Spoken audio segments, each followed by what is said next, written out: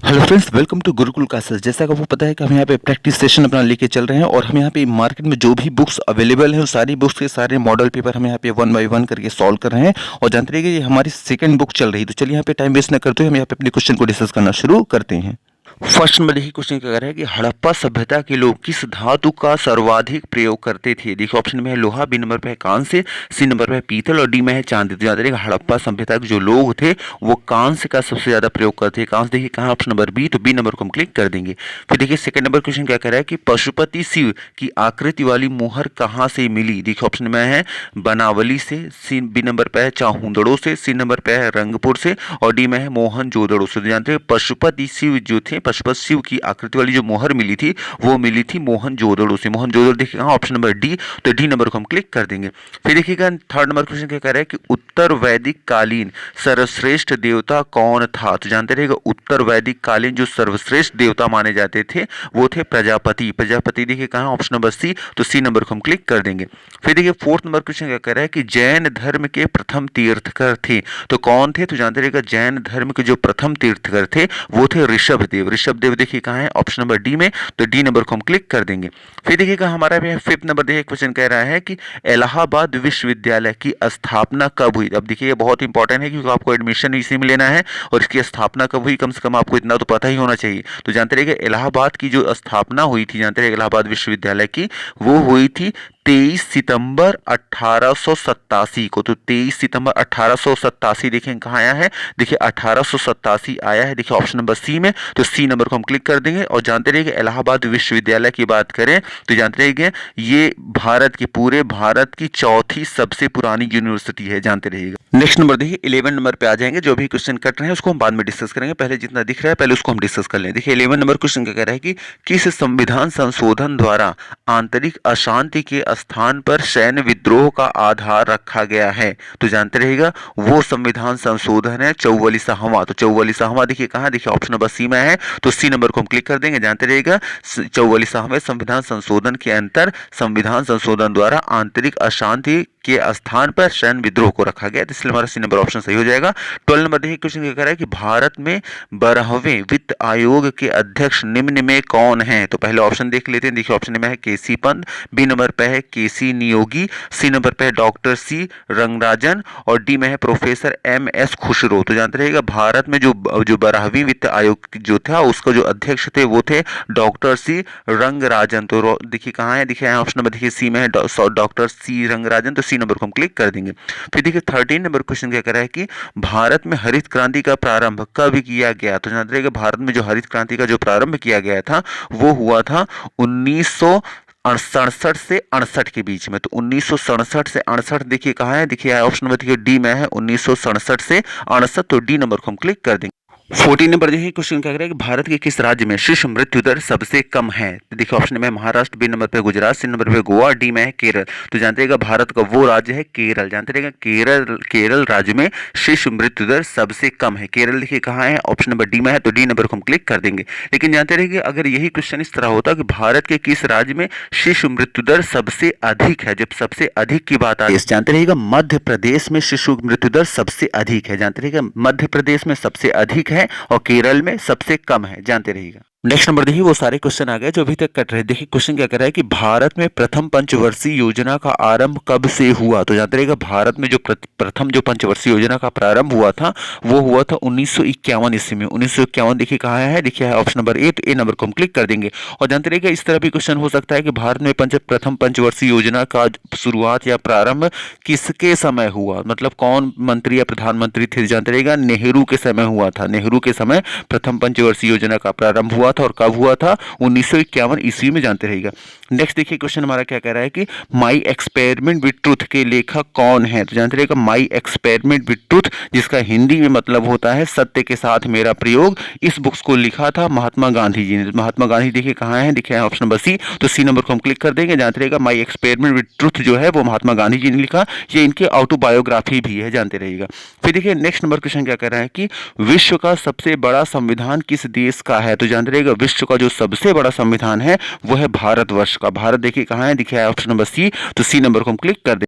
Number देखिए question क्या कह रहा है कि संविधान का अभिन्न अंग है, तो संविधान का कौन अभिन्न अंग है, मतलब उसको संविधान से अलग किया ही नहीं जा सकता, वो अगर न रहे तो संविधान चलेगा ही नहीं। देखिए ऑप्शन ए में है प्रधानमंत्री, बी नंबर पे है राष्ट्रपति, सी नंबर पे है उपराष्ट्रपति और डी में है लोकसभा अध्यक्ष। तो जानते रहेगा संविधान का जो अभिन्न अंग है वो है राष्ट्रपति। राष्ट्रपति देखिए कहाँ है, ऑप्शन नंबर बी, तो बी नंबर को हम क्लिक कर देंगे। फिर देखिए नेक्स्ट नंबर हमारा क्वेश्चन क्या कह रहा है 10th नंबर कि भारत के किस राज्य को विशेष राज्य का दर्जा प्राप्त है। अब देखिए ये क्वेश्चन ही गलत हो जाएगा क्योंकि अब कोई ऐसा राज्य नहीं है जिसको विशेष राज्य का दर्जा प्राप्त हो। तो जानते रहिएगा जो विशेष राज्य का जो दर्जा प्राप्त था वो था जम्मू कश्मीर का, और किसकी वजह से था, 370 अनुच्छेद की वजह से। और जैसे ही 370 जो अनुच्छेद था वो समाप्त हुआ, उसका जो विशेष राज्य का जो दर्जा था वो भी समाप्त हो गया। तो अब ये क्वेश्चन इस तरह से पूछा जा सकता है कि भारत के किस राज्य को विशेष राज्य का दर्जा प्राप्त था। जब प्राप्त था तो वो था जम्मू कश्मीर, तो है को हम था में कन्वर्ट कर देंगे और ए नंबर को क्लिक कर देंगे। और जानते रहिएगा इसमें एक क्वेश्चन ऐसे भी बन सकता है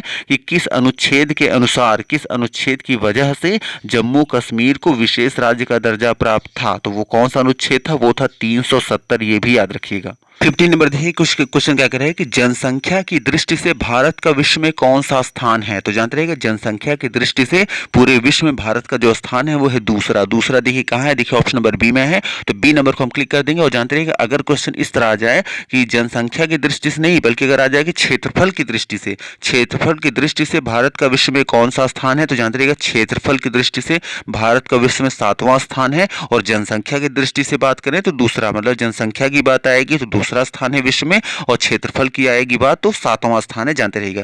फिर देखिए 16 नंबर क्वेश्चन क्या करें कि भारत में सबसे कम साक्षरता वाला राज्य कौन सा है। तो जानते रहिएगा भारत में जो सबसे कम साक्षरता वाला राज्य है वो है बिहार। बिहार देखिए कहाँ है, देखिए ऑप्शन नंबर ए, तो ए नंबर को हम क्लिक कर देंगे। जानते रहिए यही क्वेश्चन अगर इस तरह हो सकता, भारत में सबसे अधिक साक्षरता वाला राज्य कौन सा है। तो जानिए जब सबसे अधिक की बात आएगी तो सबसे अधिक है केरल की, और सबसे कम साक्षरता वाला राज्य कौन सा है, बिहार। सबसे ज्यादा है केरल और सबसे कम है बिहार की। इसमें और क्वेश्चन इस तरह भी बन सकते हैं, महिलाओं की बात करें कि महिलाओं की सबसे अधिक साक्षरता दर वाला जो राज्य है वो कौन सा, मतलब किस राज्य में महिलाओं की जो साक्षरता है वो सबसे अधिक है। तो जानते रहिएगा वो है केरल। मतलब केरल जो है वो ओवरऑल सभी की बात करें जो जिसका परसेंटेज है साक्षरता का वो सबसे अधिक है और महिलाओं में भी सबसे अधिक है। और अगर ये कहें कि साक्षरता सबसे कम किस राज्य की है तो राज्य की बात करेंगे तो बिहार आएगा। लेकिन अगर महिलाओं की बात करेंगे कि कौन से राज्य में महिलाओं की साक्षरता कम से कम है तो वो जानते कम है तो वो आएगा, जानते रहिएगा राजस्थान। तो राजस्थान में महिलाओं की जो साक्षरता है वो सबसे कम है, ये भी जानते रहिएगा। तो ये 2-3 डाटा है, जानते रहिएगा कि सबसे अधिक साक्षरता कौन सा है, केरल।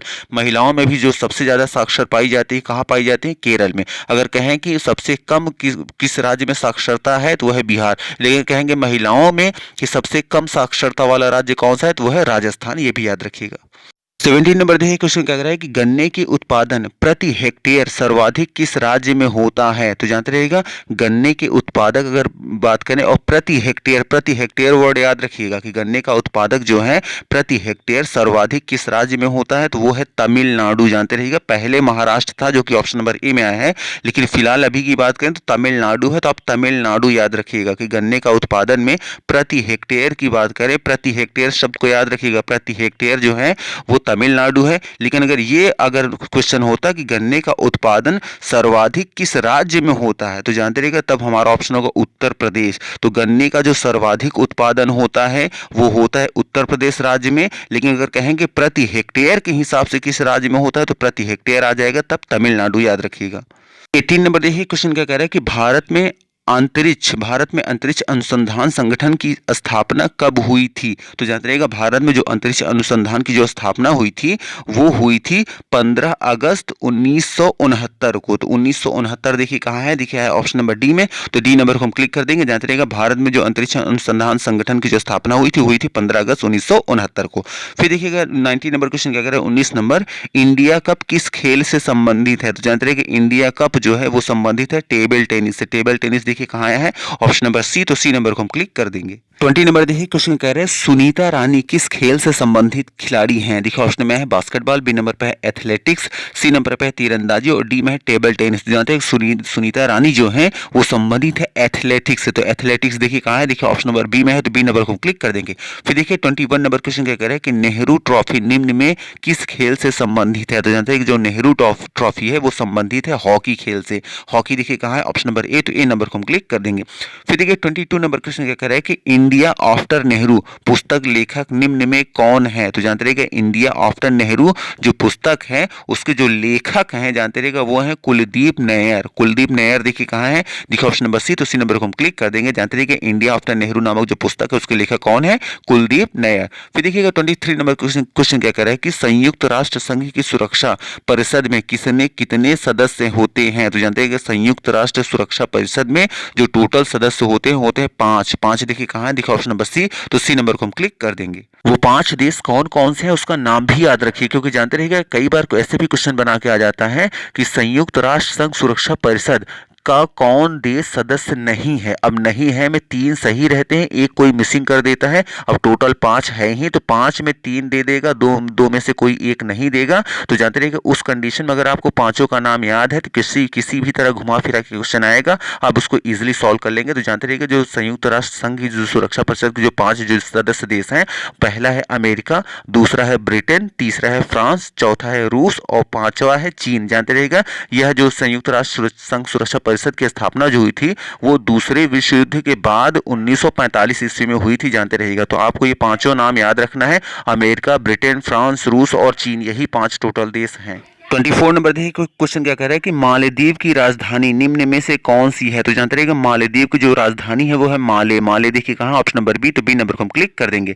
फिर देखिए 25 नंबर क्वेश्चन क्या कह रहा है कि भारत का सर्वोच्च पुरस्कार निम्न में से कौन सा है। तो जानते रहिएगा भारत का जो सर्वश्रेष्ठ जो पुरस्कार है वो है भारत रत्न। भारत रत्न देखिए कहाँ, ऑप्शन नंबर बी। तो बी नंबर को हम क्लिक कर देंगे। तुम्हें भी आपको सारे क्वेश्चन यहाँ समझ में आ गए होंगे, जो भी यहाँ पे 25 क्वेश्चन हमने यहाँ पे डिस्कस किया है। अगर सारे क्वेश्चन समझ में आ रहे हैं तो प्लीज वीडियो को लाइक करना और चैनल को सब्सक्राइब करना ना भूलें, और आप कमेंट जरूर करें कि आपको वीडियो कैसे लग रही है। तो चलिए कितना रखते हैं। Thank you very much for watching this video.